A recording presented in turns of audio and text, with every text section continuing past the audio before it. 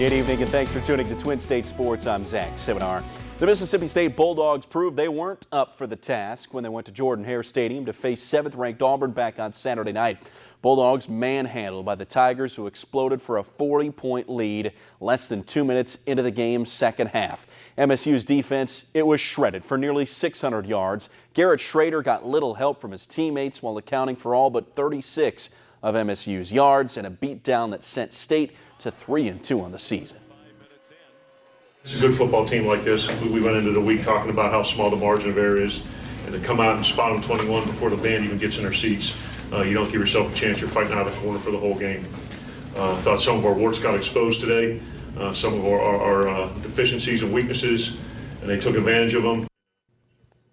Well, it was much the same for Ole Miss. They were spanked by Alabama 59-31. Rebels actually jumped out to a 10-7 lead going into the second quarter, but 31 second quarter points from the Tide drowned the Rebels, who found themselves down 45-10 midway through the third quarter.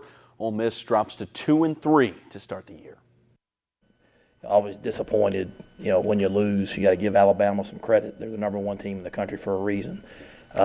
A lot of things we got to get fixed. Third down showed up again.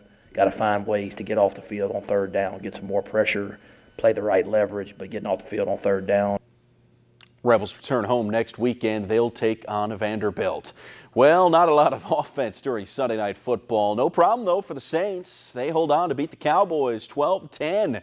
New Orleans didn't score a single touchdown, but strung together enough methodical drives to control the clock and put points on the board in the form of 4 Will Lutz field goals.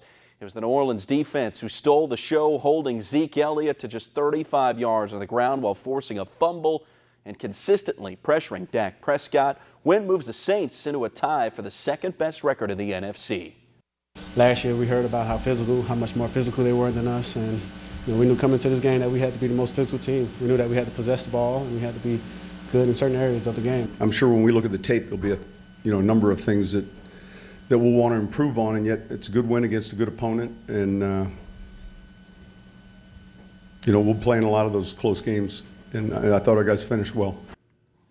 Major League Baseball's playoff field is set. It'll be the St. Louis Cardinals and the Atlanta Braves in one of 2 National League divisional series. Braves claimed the NL East division a week and a half ago and will now own home field advantage for a series against the NL Central champion Redbirds. Atlanta won that regular season series between the 2 games, 4-2, but all the teams' meetings coming prior to June. Game 1 of the series is set for a 4 p.m. start time on Thursday afternoon on TBS. And the Monster Energy NASCAR Cup Series had their first of 3 cutoff races as 4 of the playoff field's 16 drivers were eliminated yesterday at the Charlotte Roval. It was a day that both Kevin Harvick and Chase Elliott were rather dominant on. Elliott leading a race-high 35 laps en route to his 2nd win of the season. As for the drivers who saw their playoff hopes dashed, that's Eric Jones, Kurt Busch, Eric Almirola, all eliminated, as was Ryan Newman. Now, the veteran Newman was in position to advance before being tagged for a late race penalty right there when he misses the chicane,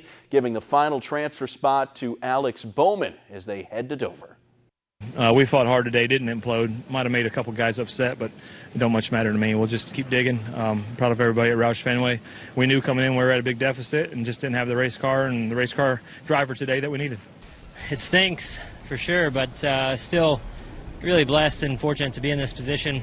The sun's going to come up tomorrow, and I'm still going to be Eric Almirola. They're not going to take my birthday away, but it's going to sting.